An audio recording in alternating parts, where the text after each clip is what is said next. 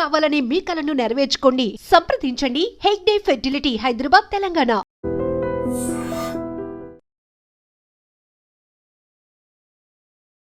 జనరల్గా సమ్మర్లో అగ్ని ప్రమాదాలు ఎక్కువగా చూస్తూ ఉంటాం. ఎలక్ట్రికల్ ఫైర్స్ కానీ, షార్ట్ సర్క్యూట్స్, వీటిల్లో సమ్మర్ అనేటప్పటికీ నాన్ స్టాప్గా కంటిన్యూస్లీ ప్రతి ఇంట్లో రన్ అయ్యేది ఏసీలు కూడా బ్లాస్ట్ అవుతూ ఉండటం, అగ్ని ప్రమాదాలు జరుగుతూ ఉండటం, చాలామంది ప్రాణాలు పోగొట్టుకుంటూ ఉండటం, ఇవన్నీ మనం చూస్తున్నాం.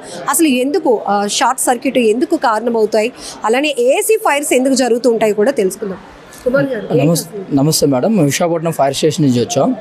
యాక్చువల్గా ఈ సమ్మర్లోని ఏసీ ఉపయోగాలు, తర్వాత ఫ్రిడ్జ్ ఉపయోగాలు ఎక్కువ చేస్తూ ఉంటాం. ఎవరైతే ఈ నాణ్యత లేని ఎలక్ట్రికల్ ఐటమ్స్ ఉపయోగించడం, కంటిన్యూస్గా ఏసీ యూజ్ చేయడం, దాని మినిమం కేర్ అండ్ మెయింటెనెన్స్ చూసుకోకపోవడం వల్ల ఏంటంటే ఈ ఎలక్ట్రికల్ షార్ట్ సర్క్యూట్లు ఏర్పడి ఫైర్ యాక్సిడెంట్లు అయ్యి తద్వారా ప్రాణ నష్టం కానీ ఆస్తి నష్టం కానీ జరగడం సంభవిస్తున్నాయి. సో అలాంటివి ఏవి రాకుండా ఉండాలంటే first good quality of electrical product use చేయడం, తర్వాత ఏదైనా ఒక ఎక్విప్మెంట్, ఎలక్ట్రికల్ ఎక్విప్మెంట్ వాడుతున్నప్పుడు దాని కేర్ అండ్ మెయింటెనెన్స్ ఏంటి తెలుసుకొని తక్కువగా మనం దాన్ని యూజ్ చేస్తూ నీట్గా ఇచ్చేసుకున్నట్లయితే కాస్త వరకు ఎలక్ట్రికల్ షార్ట్ సర్క్యూట్ని తగ్గించవచ్చు. దట్టు ఈ సమ్మర్లోని టెంపరేచర్స్ ఎక్కువ ఉంటాయి కాబట్టి ఆల్రెడీ వర్క్ జరుగుతున్న కేబుల్స్ కానీ, వర్క్ చేస్తున్న యూనిట్స్ కానీ హీట్లో ఉంటాయి. దానికి అవుటర్ టెంపరేచర్ వల్ల ఇంకా ఇది ఏర్పడి అది ఇంకా తక్కువ టైంలో ఏంటంటే దాన్ని ఫైర్ యాక్సిడెంట్ అవ్వడానికి అవకాశాలు ఉంటాయి అన్నమాట.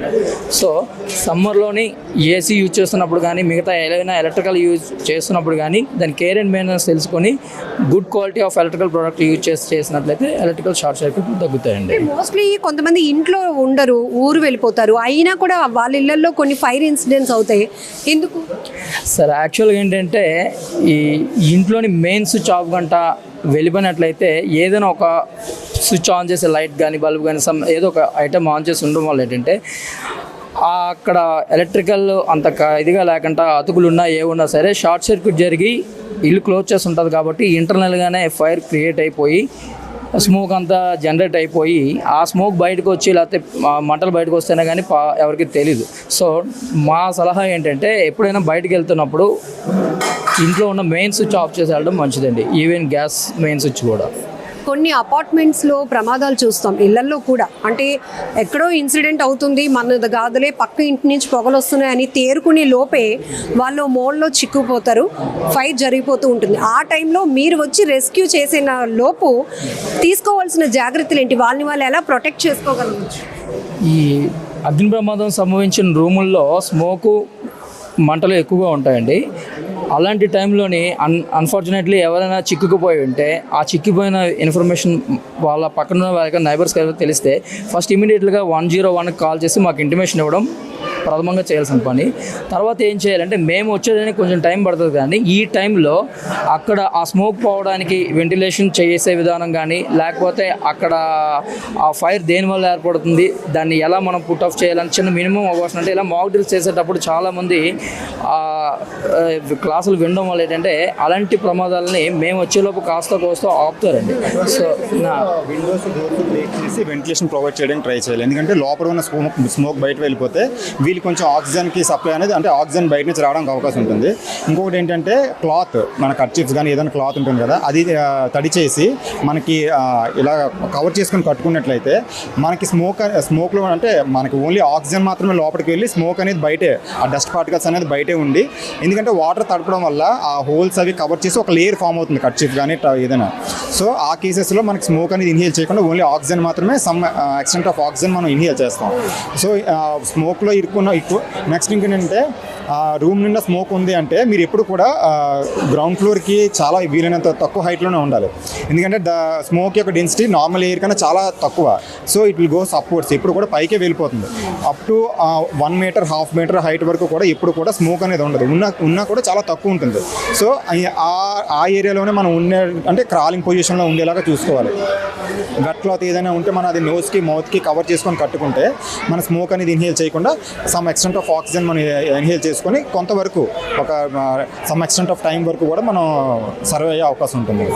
సో ఓన్లీ ఫైర్ ఇన్సిడెంట్స్ అనేటప్పటికి విపత్తులు ఏవైనా కూడా మీరే రెస్క్యూస్లో participate. Disasters state disaster and response fight sir. ఎక్కువ శాతం ఎలాంటి ప్రమాదాలు జరుగుతూ ఉంటాయి?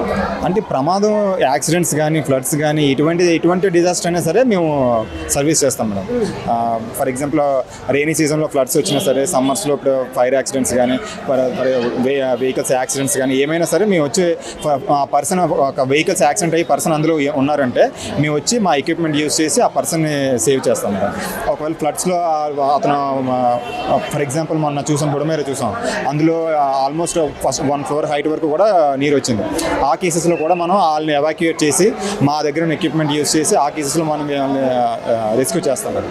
సో ఎటువంటి డిజాస్టర్ అయినా సరే మేము సర్వీస్ చేస్తాం. అదే ఈ 14 నుంచి 20 వరకు జరిగే అగ్నిమాపక వారోత్సవాల్లో భాగంగా మా డిపార్ట్మెంటు ఎంటైర్ ఆంధ్రప్రదేశ్ రాష్ట్రం మొత్తంగా ఉన్న ఫైర్ స్టేషన్లో వాళ్ళ డ్యూరేషన్లో ఉన్నటువంటి షాపింగ్ మాల్స్ కానీ, అంటే ఈ వారం రోజుల్లో ఒకరోజు షాపింగ్ మాల్స్ కానీ, ఒకరోజు సినిమా హాల్స్ కానీ, ఒకరోజు ఇలా రెసిడెన్షియల్ ఇలాగా ఎడ్యుకేషనల్ ఇన్స్టిట్యూట్స్, ఒకరోజు రెసిడెన్షియల్ ఇలాగా mock drills, fire awareness program conduct చేసి ప్రజల యొక్క ఆస్తి మరియు ప్రాణ నష్టాన్ని నివారించేదానికి భాగంగా ఈ వారం రోజులు మాక్ డ్రిల్ నిర్వహిస్తారండి.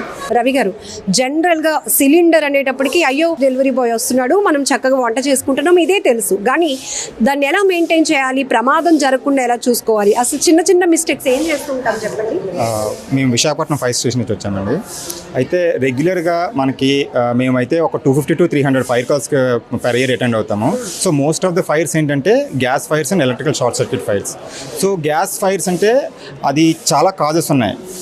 గ్యాస్ లీక్ వల్ల ఫైర్ అవ్వడం, లేకపోతే వీళ్ళు ఫర్ ఎగ్జాంపుల్ గ్యాస్ పైప్ ఉంది, సో అది ఎవ్రీ 6 monthsకి చేంజ్ చేయాలి. సో 6 monthsకి చేంజ్ చేయకుండా అది లీక్ అవ్వట్లేదు కదా అని చెప్పేసి 1 year 2 years అలా కంటిన్యూస్గా యూజ్ చేస్తారు. ఎప్పుడైతే దాని టైం పీరియడ్ యాక్చువల్గా 6 months, కానీ 1 year 2 years యూజ్ చేయడం వల్ల కాన్సన్ట్రేషన్ అనేది తగ్గిపోతుంది, పైప్ యొక్క కాన్సన్ట్రేషన్ తగ్గుతుంది. సో దాని యొక్క స్ట్రెంత్ తగ్గి చిన్న చిన్న హోల్స్ ఫామ్ అవుతాయి. సో ఆ హోల్స్ ఫామ్ అయ్యి అందులోంచి గ్యాస్ లీక్ అయ్యి మనకి ఫైర్ అయ్యే అవకాశం ఉంది. నెక్స్ట్ ఇంకేంటంటే వంట చేసేటప్పుడు వంట అయిపోగానే అందరూ కూడా స్టవ్ దగ్గర ఆఫ్ చేస్తారు తప్ప రెగ్యులేటర్ దగ్గర ఎవరు ఆఫ్ చేయరు. సో ఇందాక సార్ చెప్పినట్టు మనం ఒక స్టవ్ దగ్గర ఆఫ్ చేసినప్పుడు రెగ్యులేటర్ దగ్గర ఆఫ్ చేయకపోతే ఆ గ్యాస్ అనేది ఆ పైప్లోనే ఉంటుంది. సో ప్రెజర్ అనేది ఎక్కువ అవుతుంది. ప్రెజర్ ఎక్కువ అవడం వల్ల కూడా ఆ పైప్కి హోల్స్ పడడం వల్ల గ్యాస్ లీక్ అయ్యి ఫైర్ అయ్యే అవకాశం ఉంది. సో మన డెఫినెట్గా ప్రతి ఒక్కరు కూడా రెగ్యులేటర్ దగ్గర అనేది కన్ఫర్మ్గా ఆఫ్ చేయాలి. రెగ్యులేటర్ దగ్గర ఆఫ్ చేస్తే స్టవ్ దగ్గర ఆఫ్ చేయకపోయినా ప్రాబ్లం కాదు కానీ స్టవ్ దగ్గర ఆఫ్ చేసి రెగ్యులేటర్ దగ్గర ఆఫ్ చేయకపోతే 100% ప్రాబ్లం అవుతుంది. సో అక్కడ మెయిన్ ఏంటంటే సిలిండర్లో నుంచి రెగ్యులేటర్ నుంచి పైప్ వస్తుంది కాబట్టి మనకి అక్కడ గ్యాస్ లీక్ అయ్యే అవకాశం ఉంది. సో రెగ్యులేటర్స్ ఫైర్ అవ్వడం, పైప్ ఫైర్ అవ్వడం జరుగుతుంది, పైప్ లీక్ అవ్వడం. సో ఇటువంటి కేసెస్లో కన్ఫామ్గా ప్రతి ఒక్కరు కూడా ఈ రెగ్యులేటర్ అనేది ఆఫ్ చేయడం అనేది కన్ఫామ్గా చేయాలి ప్రతి ఒక్కరు కూడా. నెక్స్ట్ ఇంకోటి ఏంటంటే ఎలక్ట్రికల్ షార్ట్ సర్క్యూట్ అవ్వడానికి కారణం ఏంటంటే వోల్టేజ్ ఫ్లక్చువేషన్స్. ఇప్పుడు ఫర్ ఎగ్జాంపుల్ టీవీ కానీ, ఏసీ కానీ, ఫ్రిడ్జ్ కానీ ప్రతి ఒక్కదానికి కూడా ఒక వోల్టేజ్ రెగ్యులేటర్ అనేది మెయింటైన్ చేయాలి. ఆ వోల్టేజ్ రెగ్యులేటర్ మెయింటైన్ చేస్తే ఈ వోల్టేజ్ ఫ్లక్చువేషన్స్ వచ్చినప్పుడు మనకి షార్ట్ సర్క్యూట్ అయ్యి ఫైర్ అయ్యే అవకాశం అనేది చాలా తక్కువ ఉంటుంది. సో ఈ రెగ్యులేటర్స్ యూజ్ చేయకపోవడం వల్ల వోల్టేజ్ ఫ్లక్చువేషన్స్లో కంటిన్యూస్గా మనం యూజ్ చేయడం వల్ల వోల్టేజ్ ఫ్లక్చువేషన్స్ అయ్యి మనకి షార్ట్ సర్క్యూట్ జరిగి ఫైర్ అయ్యే అవకాశం చాలా ఉంటుంది. So in that case fire అయితే షార్ట్ సర్క్యూట్ జరిగి ఎలక్ట్రికల్ షార్ట్ సర్క్యూట్ జరిగి ఫైర్ అయితే ఫస్ట్ థింగ్ మనం చేయాల్సింది ఏంటంటే ఫస్ట్ మెయిన్ ఆఫ్ చేయాలి. పవర్ సప్లై అనేది మన ఇంటికి రాకుండా మెయిన్ ఆఫ్ చేయాలి. సో ఆ విధంగా చేయగలిగితే ఆల్మోస్ట్ ఫైర్ కంట్రోల్ అవుతుంది. ఎలక్ట్రికల్ షార్ట్ సర్క్యూట్లో ఆల్మోస్ట్ ఫైర్ కంట్రోల్ అవుతుంది. సో మెయిన్ ఆఫ్ చేసిన తర్వాత కూడా ఫైర్ ఉంది అంటే మనం వాటర్ యూజ్ చేసి ఫైర్ కంట్రోల్ చేయొచ్చు. సో మెయిన్ ఆఫ్ చేయకుండా మాత్రం ఎట్టి పరిస్థితుల్లో మనం వాటర్ అనేది యూజ్ చేయకూడదు. వాటర్ కూడా it's a good conductor of electricity.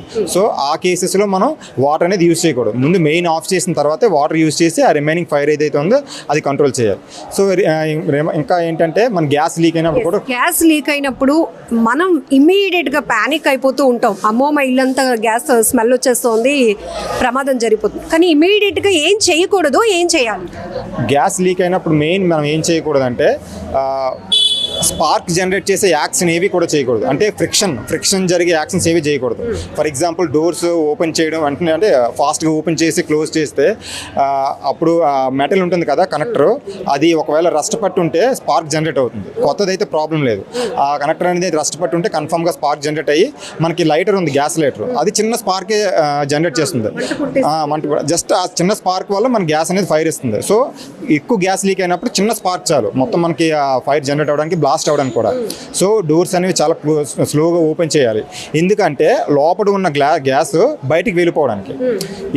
Once మనకి లోపల ఉన్న గ్యాస్ బయటికి వెళ్ళిపోతే అది ఎయిర్లో మిక్స్ అయిపోయి దాని కాన్సన్ట్రేషన్ తగ్గి ఫైర్ అయితే అవ్వదు.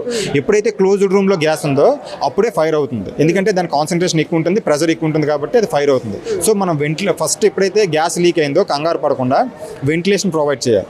ఇంకొకటి ఏంటంటే మొబైల్స్ యూజ్ చేయకూడదు. కాల్ యాక్సెప్ట్ కానీ డిక్లైన్ చేయడం కానీ టార్చ్ ఆన్ చేయడం కానీ చేయకూడదు. యాక్సెప్ట్ చేసేటప్పుడు డిక్లైన్ చేసేటప్పుడు కూడా ఇంటర్నల్గా మనకు వోల్టేజ్ జనరేట్ అవుతుంది. సో ఇన్ దాట్ కేస్ మనకి స్పార్క్ కూడా జనరేట్ అవుతుంది. ఆ యాక్షన్స్ మొబైల్స్ కూడా ఆపరేట్ చేయకూడదు. ఎలక్ట్రికల్ స్విచ్ ఆఫ్ చేయకూడదు, స్విచ్ ఆన్ చేయకూడదు. ఎందుకంటే మనకు తెలియదు కానీ లోపల స్పార్క్ జనరేట్ అవుతుంది. That's enough to generate fire.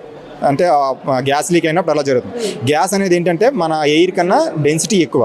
So మనకు అది ఫ్లోర్కి 1 మీటర్ to 2 మీటర్స్ హైట్లోనే ఉంటుంది కన్ఫామ్గా. సో ఆ హైట్లో ఉన్నప్పుడు మనకి ఏదైతే వెంటిలేషన్ ప్రొవైడ్ చేయగలమో, అంటే బయటికి వెళ్ళిపోవడానికి ఏదైతే కాజ్ ఉందో మనం అది ప్రిపేర్ చేయాలి. డోర్స్ ఓపెన్ చేయడం కానీ. సో ఆ విధంగా మనం నెక్స్ట్ ఫ్రిక్షన్ క్రియేట్ చేసే యాక్షన్స్ మెటల్స్ ఏమన్నా మెటల్స్ ఉన్నాయి, ఐరన్ మెటల్స్ కానీ లేకపోతే సిలిండర్ని ఇలా ఈడ్చుకొని రావడం కానీ చేయకూడదు. ఆ కేసెస్లో కూడా మెటల్ ఫ్రిక్షన్ జరగడం వల్ల కూడా స్పార్క్ జనరేట్ అయ్యి ఫైర్ అయ్యే అవకాశం ఉంది. సిలిండర్ నుంచి గ్యాస్ లీక్ అవుతోంది, ఫైర్కి కారణం అవుతోంది. ఆ టైంలో మళ్ళీ 101కి కాల్ చేసి మీరు వచ్చి రెస్క్యూ చేయకముందు మా స్వతహాగా మేము దాన్ని ఏమైనా రెస్క్యూ చేసుకోగలుగుతామా? ఆ సిలిండర్ నుంచి ఫామ్ అవుతున్న ఆ ఫైర్ని కంట్రోల్ చేయగలుగుతామా? వన్స్ గ్యాస్ నుంచి అదే సిలిండర్ దగ్గర ఫైర్ అవుతుందంటే మీరు పుట్ ఆఫ్ చేయొచ్చు, పెద్ద ప్రాబ్లం కానీ. ఫైర్ అవుతుందంటే పెద్ద ప్రాబ్లం కాదు. మీరు డెమోలో 3 చెప్పారు. ఒకటి ఏంటంటే అంటే మీ దగ్గర ఎక్విప్మెంట్ ఉంటుంది, మీరు ట్రైన్డ్ కాబట్టి చేయగలుగుతారు. మేము ఎలా చేయాలి అంటే ముందు ప్యానిక్ అవ్వకుండా? ఫస్ట్ ఏంటంటే మనకి సిలిండర్ దగ్గర కానీ అక్కడ రూమ్లో ఫైర్ అవుతుందంటే పెద్ద ప్రాబ్లం కాదు. కానీ గ్యాస్ లీక్ అయ్యి ఫుల్గా గ్యాస్ లీక్ అయ్యి ఉందంటే మాత్రం చాలా అటెంటివ్గా ఉండాలి. అదే చాలా డేంజరస్. ఎప్పుడైతే గ్యాస్ లీక్ అయిందో చిన్న స్పార్క్ జనరేట్ అయినా సరే మొత్తం బ్లాస్ట్ అయిపోతుంది. ఇప్పుడు నేను చెప్పినట్టు ఫ్రిక్షన్ కానీ మొబైల్స్ యూజ్ చేయడం కానీ స్విచ్చెస్ ఎలక్ట్రికల్ స్విచ్చెస్ కానీ ఇటువంటివన్నీ ఆపరేట్ చేయకూడదు. వీలైతే వెంటిలేషన్ ప్రొవైడ్ చేయడానికి ట్రై చేయాలి. వెంటిలేషన్ ప్రొవైడ్ చేయలేకపోతే మీరు దానికి దూరంగా ఉండాలి కన్ఫామ్గా. ఎందుకంటే ఆ ప్యానిక్ సిచ్యువేషన్లో మీరు అంత యాక్యురేట్గా వర్క్ చేయలేరు.